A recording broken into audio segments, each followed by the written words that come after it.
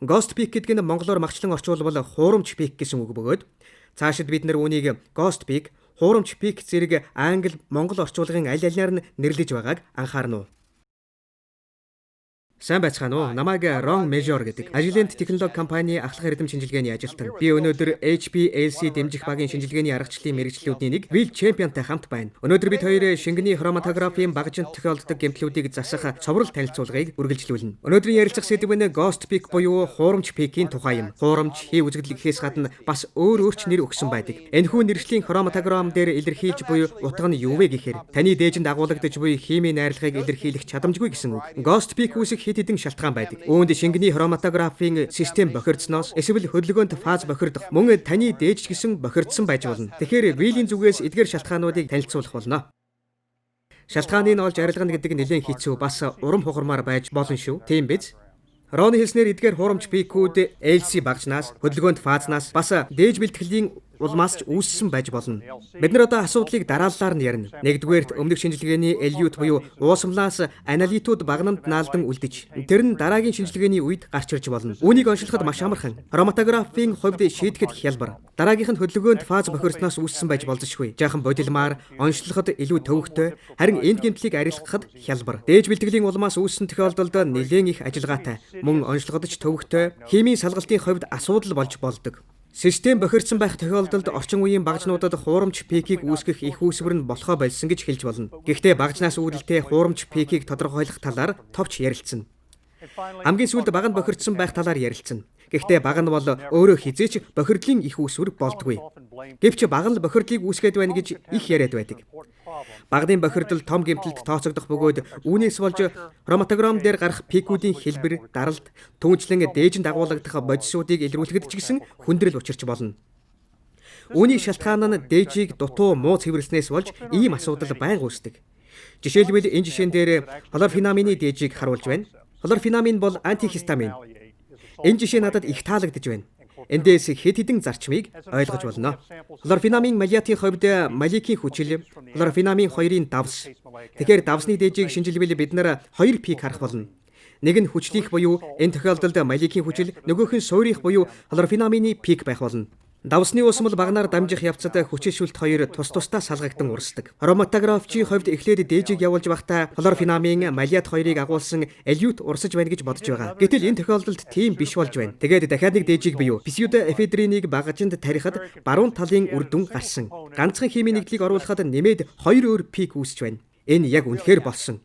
pH 11 бүхий шүлтийн орчинд эхний үүссэн пик бол малиатын иончсон хэлбэр. Хоёр дахь пик нь псевдоэдифриних буюу тэгээд нэг хэсэг явж байгаад 3 дахь пик гарч ирсэн. Итгэнүү байна уу? Үүнд 3 дахь пик нь хлорфенаминих байсан. Яагаад гэвэл хлорфенамин нь молекийн хүчил псевдоэдифринтэй харьцуулахад илүү липофилик шинж чанартай бөгөөд багнад илүү удаан хугацаанд баригддаг. Эхний дээжийг уншуулсан хугацаа маш богинохон ердөө 7 минут байсан. Гэтэл хлорфенамины эльют эхний дээжийг тарьснаас хойш 15 минутаас илүү хугацаа болж байж гарч ирж пик үүсгэж байна. Дараагийн дээжний хроматограф дээр өмнөх дээжний пик гарч ирэхийг зарим тохиолдолд ребраунд пик гэж нэрлэдэг. Учир нь өмнөх дээжнээс хадгалагдан үлдсэн гэдэг утгаар нь нэрлсэн байх. Хэрвээ шинжилгээг хийж буй хүн эхний дээжний хроматографыг 20 минутын туршид хүлээсэн бол хлорфенамины 2 дахь пикийг харж чадах байсан.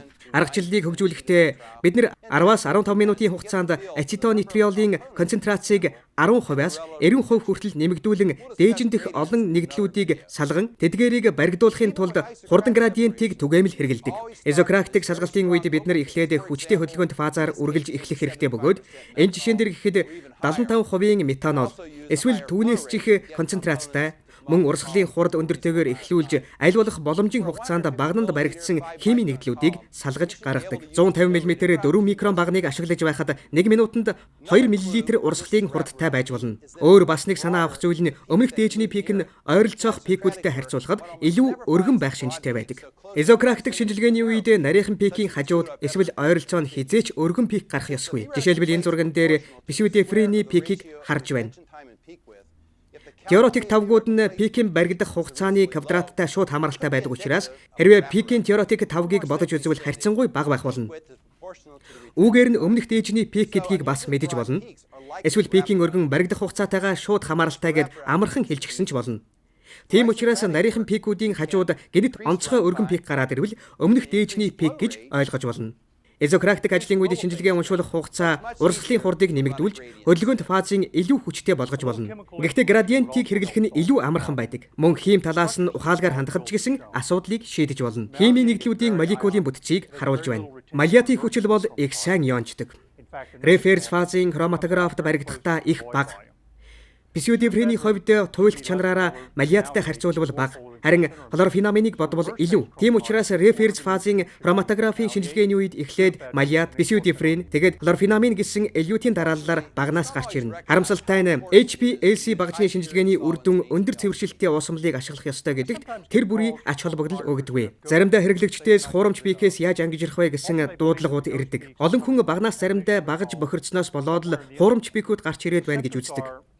Үүнийг мэдих шинж тэмдгүүд гэвэл бохирдлыг зайлуулахаар багныг олон дахин зайлаад байхад ч гэсэн хэмжээний хувьд өөрчлөгддөггүй. Пикүүд зөвхөн градиентийг явуулахад л гарч ирдэг. Мөн градиентээр дээжийг оруулалгүй уншуулахад ч гэсэн пик байсаар. Дараагийн дээжийг уншуулахад пикийн хэмжээ нь өөрчлөгдөхгүй байдаг. Хүмүүс багнад юм үлдэж наадчихсандаа биш. Харин та нарын ашиглаж буй хөдөлгөөнт фазанд чинь асуудал байна гэдгийг итгүүлэхэд ер нь хэцүү байх гээд байдаг. Тийм болохоор туршилт хийж байж л хөдөлгөөнт фазтай холбоотой асуудал байгааг үнэмшдэг дээ. Би ч гэсэн анх удаа хөдөлгөөнт фазын бохирдолтой тулгарсан байхдаа итгэхгүй байсан шүү. Тэгэхээр энд яг юу болдог вэ гэдгийг ярилцъя. Тэгэхээр хөдөлгөөнт фаз өөрөө ямар нэг бодисууд эсвэл бохирдлуудыг агуулж байдаг бөгөөд үүнийг үл хөдлөх фаз тодорхой хугацаанд барьдаг байна. Энэ юу гэсэн үг вэ гэхээр жишээлбэл эхлээд 25% ацетонитрил бүхий хөдөлгөөнт фазыг явуулахад хөдөлгөөнт фаз болон үл хөдлөх фазын хооронд бохирдол тэнцвэртэй байдалд орно. Ингэж тэнцвэртэй байдал үүснээ дараа градиентийг явуулж эхлэхэд тэнцвэртэй байдал шилжиж эхлэх бөгөөд хөдөлгөөнт фазын концентрацийн үүргийг нэмэгдүүлнэ. Үүнээс болж бохирдол олон жижиг сүүл бүхий пик үүсгэж гарч ирнэ. Хөдөлгөөнт фазны бохирдлоос үүссэн асуудал гэдгийг батлах хэд хэдэн арга байдаг. Бохирдол хөдөлгөөнт фазын нэмэлтүүд болох жишээлбэл TFA, хромофик хүчил болон бусад буферүүд ч байж болно. Ямар ч нэмэлт бодисуудын хийгээгүй градиентийг явуулахад пик гарч байгаа бол ашиглаж буй усанд бохирдол байж болно. Зарим хүмүүс HPLC зэрэглэлийн ус биш зүгээр л цэвэршүүлсэн усыг шингэний хроматографт ашигладаг. Аль болох өөрсдөө цэвэршүүлж гаргаж авсан эсвэл савлсан бэлэн HPLC зэрэглэлийн усыг хэрэглэхийг бодож байгаарай. Өөрсдөө усаа цэвэршүүлж буй тохиолдолд ийм системийн хяналтан зөвхөн ионы идэвхжлэлтэн дээр суурилсан, харин UV туяаны шингээлт дээр суурилаагүй байдаг гэдгийг санаж байгаарай. Ионы идэвхжлэл гэдэг ионы цэвэршилтийн хэмжээ болохоос UV цэвэршилт биш юм. Өөрсдийн цэвэршүүлэх системийг хэрэглэж байгаа бол идэвхжүүлсэн нүүрсэн фильтрээ аль болох олон удаа сольж байх хэрэгтэй. Зарим хэрэглэгчдийн хувьд цэвэршүүлсэн усыг хэрэглэхийг илүүд үздэг бөгөөд ревер фазын баг нь хэрэглэж байгаа үед усанд уустгүй бохирдлуудыг усаар дамжин урсах үед нь зайлуулж гаргадаг. Усныхаа их усврыг солиод үзэхэд пик гарч байна уу? Эсвэл алга болж байна уу гэдгийг шалгаж болно. Энэ хроматограф дээр янз бүрийн их усвэр бүхий усны бейзлайны хоорондын ялгааг харуулж байна. Мөн түүнчлэн бохирдол органик уусгагчид агуулгадж байж болох юм. Тийм болохоор дахин сануулan хэлэхэд HPLC зэрэглэлийн шинэ уусгагчийг хэрэглэж байгаарай. Мөн боломжтой бол хэд хэдэн өөрөөр үйлдвэрлэгчийн хийгч туршиж үзэж болох юм. Энэ хроматограф дээр өөр их усврүүдээс авсан ацетонитрилийн арын фоныг харуулж байна. Улаан өнгийн хроматограф дээр дээд талын хроматограф дээр гарсан шиг жижиг пикүүд харагдахгүй байна. Хэрвээ та бүхэн ацетонитрилийг ашиглаж байвал түүнийг метанол болон эсвэл эсэргээр нь солиод хэрэглээд үзээрэй. Хөдөлгөөнт фазаас үүсэлтэй хуурамч градиентийг өөрчлөн харуулах арга байдаг. Хэрвээ градиентийн талаар сайн мэдэхгүй бол градиентийг тайлбарласан видео хэсгийг үзэж болох юм. Градиентийн төгсгөлд хамгийн анхны хөдөлгөөнт фазын найрлаганд буцааж ирнэ. Энэ процессыг дахин тэнцвэржүүлэх гэж нэрлэдэг. Үүнийг хийхийн тулд маш хурдан эхний найрлагандаа буцаж очих хэрэгтэй бөгөөд эсвэл эсрэг градиентийг худалдаж авна. Энэ нь удаан, зарим тохиолдолд илүү үр дүнтэй ч байж болох юм. Эхний найрлаганд буцаж очихын тулд бид нар юу хийх ёстой вэ? Багныг тогтворжуулахын тулд тодорхой хэмжээний хугацаа шаарддаг бөгөөд тэр үед бейзлайн дээр очдог.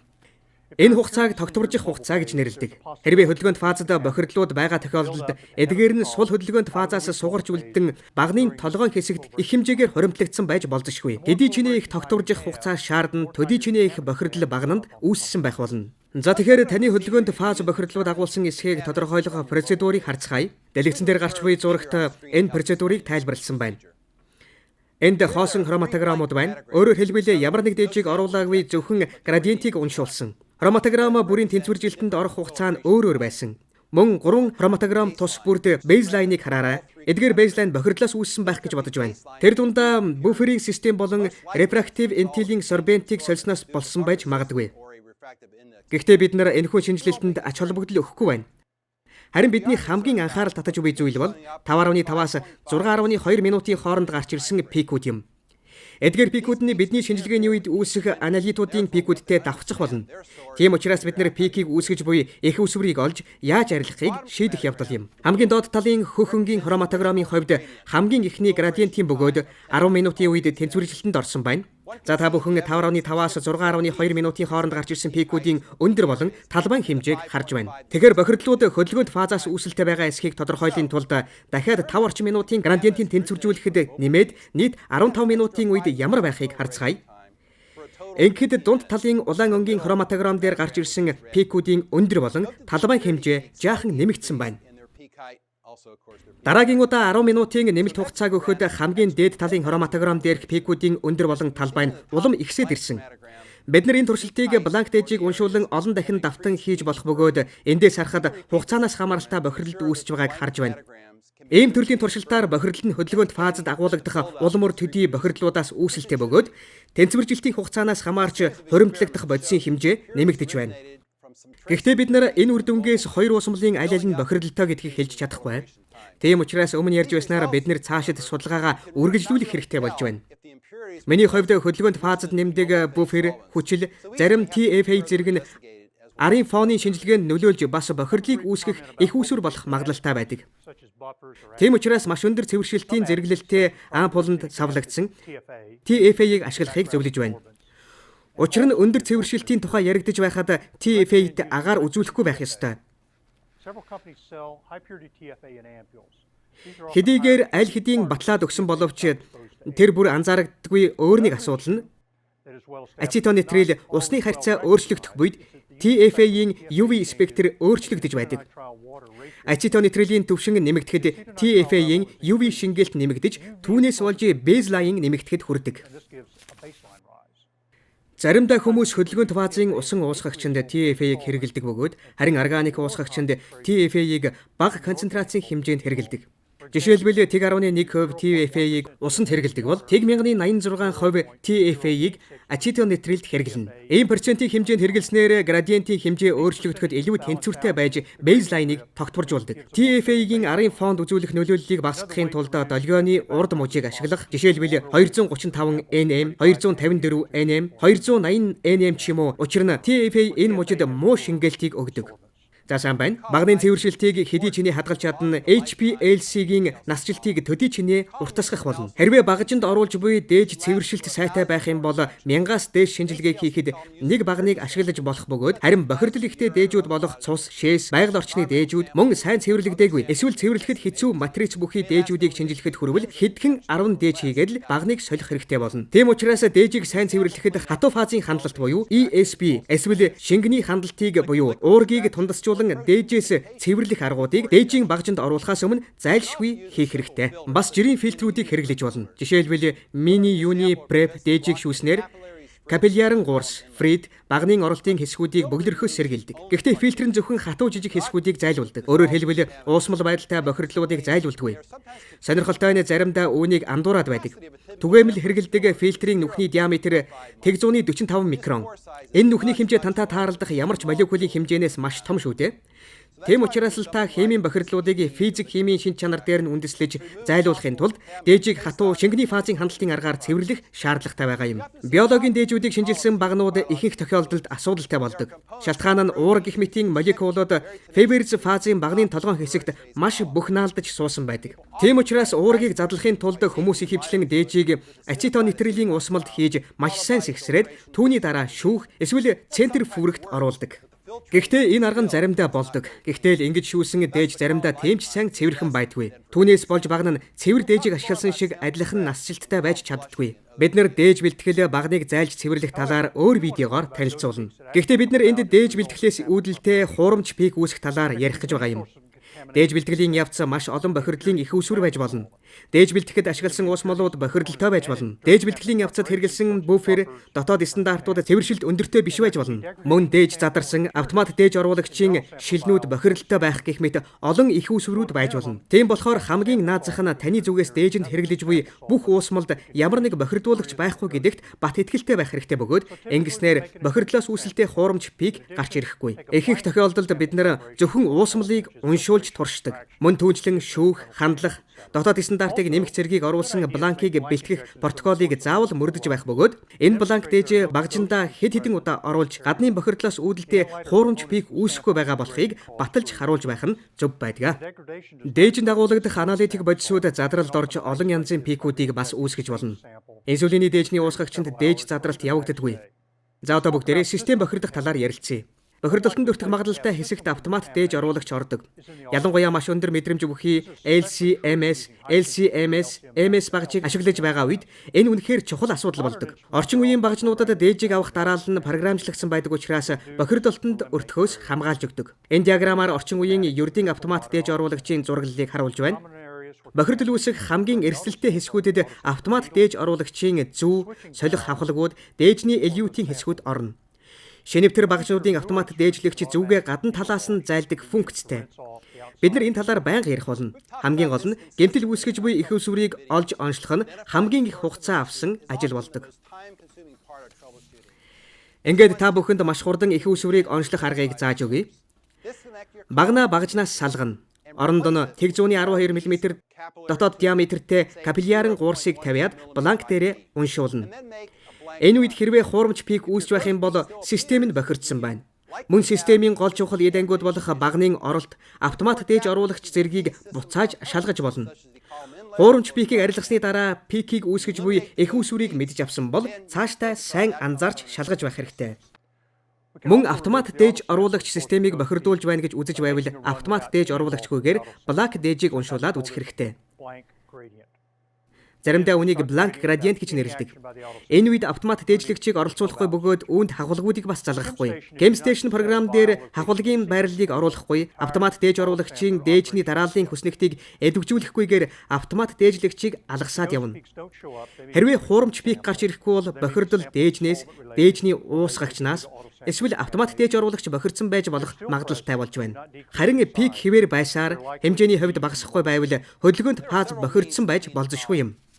Багныг цэвэрлэх хэд хэдэн арга байдаг.